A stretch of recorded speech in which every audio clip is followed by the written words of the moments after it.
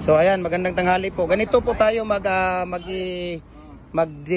disassemble. Ayan, magdi-disassemble tayo ng 4x4 by 8 feet na concrete post molder. So ganun lang po ang pag-disassemble niya.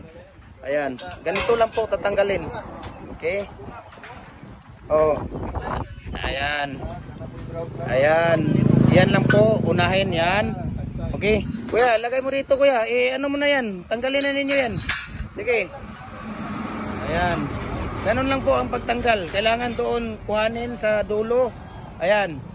Ganyan lang po ang pagtanggal ng ating concrete post molder na 4x4 by 8 feet. So ganun lang po ang pagtanggal niya. Yan lang po. Sige. Kuya, isa-isahin mo na. Lagay mo na doon sa ano mo. Ayan. Isa-isahin lang ang ano niya. Okay. Tinatanggal yung tawag dito. Ayan. So, ganun lang po. Ganun lang kasimple ang pagtanggal ng ating 4x4 by 7 feet po. Sila ni Kuya Oliver, taga Oroquita. Ayan, Oroquita. Shout out sa kanila sa Oliver Ibar Hardware ng Oroquita, no? Ayan, shout out sa kay ate doon. Sa kay Kuya. Ayan, thank you so much. Nandito sila para kuhanin yung molder nila ng concrete post at saka yung molasses nila. Yung 3 drum na nakakarga doon.